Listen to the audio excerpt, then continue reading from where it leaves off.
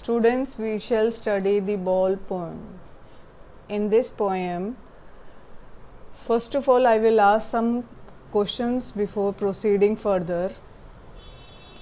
हमारा पहला क्वेश्चन है when one possess something and lose it. कोई भी इंसान जब कुछ possess करता है और वो खो देता है तो उसके क्या reactions होती हैं, क्या उसके actions होते हैं. And my second question is why then we become so upset over losing something. और हमने अगर कोई चीज़ खो दी है तो हम उस चीज़ के खोने से, उसके लॉस्ट होने से हम अपसेट क्यों होते हैं, हम दुखी क्यों होते हैं. बहुत सारे क्वेश्चंस हमारे दिमाग में चलते रहते हैं कि हमारी चीज़ गुम हो गई है, हमारी चीज़ लॉस्ट हो गई है, वो हमेशा हमारे पास होनी चाहिए थी, तो फिर हम क्यों उसके खोने से दुखी हो जाते हैं. Our next question is, isn't it possible to buy another thing? हम कोई भी चीज़ जब लॉस्ट करते हैं तो it is very easy to buy another thing. तो क्यों नहीं हम दूसरी चीज़ खरीद सकते हैं. एक चीज़ अगर लॉस्ट हो जाती है तो दूसरी, लेकिन क्या वो चीज़ जो खो गई है वो उतनी ही इम्पोर्टेंट थी जितनी कि हम जो नहीं खरीदेंगे. तो इससे हमें पोइट क्या सिखाना चाहता है, कुछ बेसिक थीम सिखाना चाहता है कि एक बॉल, जो एक छोटी सी बॉल है, उसकी बहुत इम्पोर्टेंस होती है. यहाँ हमें उसके आउटलाइन बताते हुए पोइट कह रहा है, a boy losses a ball.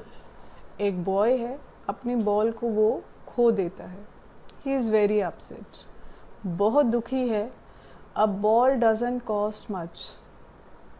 Ball की ज़्यादा कॉस्ट नहीं होती है, बहुत ज़्यादा महंगी नहीं होती है, इतना मुश्किल भी नहीं होता है कि हम दूसरी बॉल ना खरीद पाएँ, लेकिन फिर भी हम दुखी हो जाते हैं. क्या रीज़न हो सकता है कि हम लोग उस ball, why then is the boy so upset. तो बॉय फिर क्यों अपसेट है जब हम दूसरी बॉल खरीद सकते हैं, हम उस बॉल की कॉस्ट ज़्यादा नहीं होती है. फिर रीज़न क्या है, what is the reason behind his desperate nature, why is sad, why is gloomy, what is the reason behind it. To know all these things, let's read the poem to see what the poet thinks has been lost. क्या poet क्या सोचता है कि जब कोई भी चीज़ lost हो जाती है तो हम लोग क्या सोचते हैं. What the boy has to learn from the experiences. Here the poet wants to teach a lesson of life, and what is that lesson? That is he wants to teach him, he wants to give him, he wants to provide him the experiences of losing something. So before proceeding towards the poem, let us know something about the poet. The poem is written by John Berryman and he was born on October 25, 1914 and he lived up to January 7, 1972. John Berryman was an American poet and scholar and he was born in McAlester, Oklahoma. He was a major figure in American poetry in the second half of the 20th century and he was considered a key figure in confessional school of poetry. और उनके best works थे, that is the dream songs. Here why we, what is necessary to know about the poet is that he was an American poet and as you know, all the American poets write in blank words. They do not follow the meters, they do not follow the rhyme scheme. So Americans, when we study about the American poetry, these are the differences. In our syllabus, mostly we are going for the British. They follow all the rules and regulations, but as compared to Americans, they do not. So let us now proceed towards our poem, that is the Ball poem, written by John Berryman. Let us start with एक बहुत simple सी outline उसने हमें दी हुई है कि एक बच्चा है जो अपनी बॉल को खो देता है. पोएट उसे क्या सिखाना चाहता है. एक छोटी सी चीज़ के खो जाने से पोएट क्या सिखाता है, क्या क्या चीज़ें उसे बताना चाहता है, कौन सा लाइफ का लेसन उसे सिखाना चाहता है. Let us read first few lines of our poem, that is, what is the boy now who has lost his ball? What is he to do? I saw it go, merrily bouncing down the street, and then. So in these first 3 lines, the poet is telling the situation. The boy is in which situation the boy is. क्या कह रहा है कि boy किस situation में. What is the boy now. Finally the boy has lost the ball. उसने अपनी ball को खो दिया है. And the poet ask us, हमसे पूछ रहा है वो कि what is the boy now, कि अब उस बॉय का क्या इमोशंस हैं, वो क्या फील कर रहा है. Who has lost the ball, जिसने अपनी बॉल को खो दिया है. what is he to do. Now he is reacting, he is repeating the word. और इस रिपीटेशन से हमें क्या शो करना चाहता है कि अब क्या रिएक्शंस होंगी, वो क्या करेगा. What is he to do, उसे क्या करना है. I saw it go. Poet ये कह रहा है आई सॉ इट गो, कि मैंने उसे जाते हुए देखा है. मैंने यानी पोइट ने भी उसे जाते हुए देखा है और बॉय ने भी बॉल को जाते हुए देखा है. बॉल कहाँ चली गई है, बॉल कैसे लॉस्ट हो गई है. The situation is being told to us. The merrily bouncing. Now he has used the word merrily. Merrily personifies. It is indicating that a non-living thing, a ball, that is, it is inanimate thing, and it is reacting like a living being. Merrily, it shows happily, it shows happiness, and it bounced, it jumps, and it went down the street. And then, और फिर वो गली में चली जाती है. And then, और उसके बाद स्ट्रीट में जाने के बाद वो कहाँ जा रही है. Merrily over there it is in the water. खुशी से आगे बढ़ते हुए it wents into the water. No use to say O there are other balls. बहुत आसान है ये कहना. The poet could say this word, but he says no use to say. पहले ही वो ही कह रहा है कि ये कहना बेकार होगा, कोई फ़ायदे की चीज़ नहीं होगा. क्यों? क्योंकि वो कुछ सिखाना चाहता है. क्या सिखाना चाहता है? कि उसे एक लेसन सिखाना चाहता है. He wants to teach him a lesson, the most important lesson of life. And how he is going to teach him? By not telling him that there are other balls. अगर वो उसे ये बता देगा कि दुखी होने की कोई ज़रूरत नहीं है, दुनिया में बहुत सारी बॉल हैं, तुम और ख़रीद सकते हो, तो वो दुखी नहीं होगा. लेकिन अगर वो दुखी नहीं होगा तो वो लाइफ का सबसे इम्पॉर्टेंट लेसन नहीं सीख पाएगा. इसलिए पोइट नहीं कहना चाहता, इसीलिए वो कहते हैं कि कोई फ़ायदा नहीं है ये कह के कि ओ देयर आर अदर बॉल्स. क्यों? क्योंकि वो उसे एक बहुत, he wants to teach him a great lesson of life. Finally he says, an ultimate shaking grief fixes the boy. Now the poet is telling us the situation of the boy, in which state of mind the boy is. उसने एक simple सी बात कही है कि boy, ultimate means final, और here it is being used as a complete, means पूरी तरीके से वो शेक हो रहा है दुख के अंदर. Grief means he is in sadness, he is in gloominess, and he is shaking with that sad mood. And this grief has fixes the boy. उस ग्रीफ ने उस लड़के को क्या कर दिया, एक ही जगह पे फिक्स कर दिया है. एक ही जगह पे वो स्टेबल हो गया है. एज ही स्टैंड्स रिजिड, और जैसे वो, he was in gloomy state, he was in sad state, and in that situation he was standing, he was rigid, he was stiff, and because of sadness he was trembling, staring down. Staring means घूर रहा है. His stare or his eyes are fixed on the ball, and he was watching it going. Now move back to another line, that is all his young days. All his young days into the harbor. All his young days. This is a phrase, very important phrase here. He has mentioned. क्या कहना चाहता है poet? ये कहना चाहता है कि all his young days का मतलब नहीं क्या है? He is in still he is in his childhood, and he wants to state here that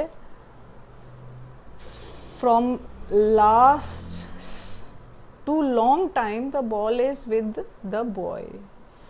So the ball is linked with the memories of the boy. जो ball उसके पास, वो simply एक बात बताना चाहता है कि बॉल कहाँ पर है. बॉल के साथ उसका लिंक काफ़ी लंबा है. And the ball has went into the harbour. और ये हार्बर कौन सी जगह होती है?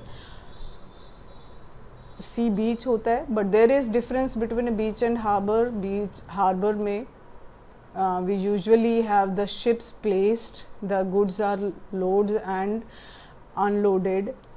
So the ball has went into the harbor. So his ball went. I would not intrude on him. Poet says कि वो intrude नहीं करना चाहता. पहले भी उसने कहा था वो interfere नहीं करना चाहता.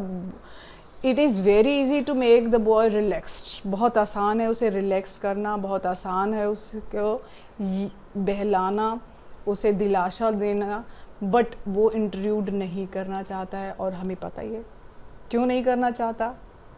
शायद आपको मेरी बात याद हो. वो he doesn't want to interfere because he wants to teach him a great lesson of life. My dear students, I would not intrude on him. A dime, this is a currency of US and it consists of you could say easily it is of 10 cents and means हम एक simple सी बात कहें कि बहुत आसान है. एक dime में हम दूसरी बॉल खरीद सकते हैं. We can buy another ball. एक डाइम में दूसरी बॉल खरीद सकते हैं. पोइट आसानी से उसे कह सकता है कि बेटा एक डाइम लो और यह बॉल खरीद लो. But he wants to teach him a great lesson of life. That's why he doesn't say this, and that's why he doesn't intrude on him. So it is finally he uses the word worthless. So it is worthless to say that you can take this money and it will be useful for you. So finally he has taught him the great lesson, and that is he wants to teach him, or he wants to give him the lesson of responsibility. क्या सिखाना चाहता था? अगर हम बच्चे को और पैसे दे देंगे, हम बच्चे को easily कोई चीज़ प्रोवाइड कर देंगे, तो क्या कभी वो लेसन ऑफ रिस्पॉन्सिबिलिटी, क्या वो कभी भी अपनी चीज़ों को संभालना सीख सकता है? Never. He will never learn the lesson of responsibility. Then he wants to teach him. फिर वो क्या कह रहा है? Let us move ahead. He wants to say in a world of possessions कि ये दुनिया कैसी है. Possessions means to own. Possessions का मतलब होता है to own, to have more and more things, materialistic things. ये दुनिया ऐसी है जिसमें हर इंसान बहुत सारी चीज़ें का मालिक होता है, ऑन करना चाहता है, बहुत सारी चीज़ें उसके पास होती हैं. People will take balls, balls will be lost always. Peoples will take balls, balls will be lost always. लोग क्या करते हैं? बॉल्स खरीदते हैं, लॉस्ट कर देते हैं. लिटिल बॉय मुझे क्या सिखाना चाहता है कि दुनिया ऐसी है, खरीदेगी और लॉस्ट कर देगी. लेकिन little boy, no one boys buys a ball back. लेकिन तुम्हें कोई भी बॉल खरीद के नहीं देगा. क्यों नहीं खरीद के देगा? क्योंकि money is external. money Here this proverb is very important, this phrase is very important. Money is external. वो क्या सिखाना चाहता है? That is the second lesson that comes to us. अब दूसरा lesson वो हमें क्या सिखाना चाहता है? पहला उसने सिखाया था, that is he senses first responsibility. How a child could learn the lesson of first response, how he will take first responsibility, how he will learn the lesson of responsibility. And our next lesson comes, money is external. कि money external होती है, superficial होती है. money हमें चीज़ें तो buy करना सिखा सकती है, but could it teach us to buy the emotions? क्या हम emotions भी buy कर सकते हैं? इसीलिए money को internal नहीं कहा है. अगर internal है तो it can buy everything, but he says the money is external. external है इसीलिए वो हमें materialistic चीज़ें buy कर सकती है, emotions buy नहीं कर सकती. He is learning well behind his desperate eyes. The boy is learning. लड़का सीख रहा है. कैसे सीख रहे हैं? Well behind is desperate eyes. Desperate is hopeless, दुखी होके. अब वो रियलाइज कर रहा है, उस स्टेट ऑफ माइंड से वो रियलाइज कर रहा है that if he will lose one thing after the another, then he would have nothing in his life. Now comes the So the things are he wants to teach that the things are very important. The next lesson is, that is the epistemology of loss. Epistemology, we can say the understanding, we can say the principle, we can say the nature of loss. हमें समझना पड़ेगा what is the epistemology of loss. आपने सुना होगा एक बहुत ही easy सी चीज़ कि losses are the part and parcel of life, and one can have losses and griefs in one's life, so we have to live with it. Here he wants to teach him कि हाँ loss तो होगा ही होगा. ऐसा नहीं है कि हमने lesson of responsibility सीख लिया तो loss नहीं होगा, वो तो फिर भी होगा. तो क्या करें?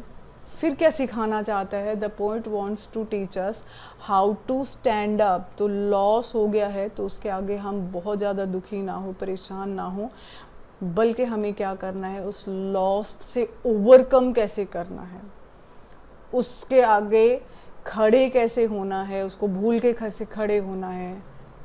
क्योंकि लाइफ का बहुत इम्पोर्टेंट लेसन है कि चीज़ें जो हैं हम कैसे भी करें, हमें वो they will be lost always.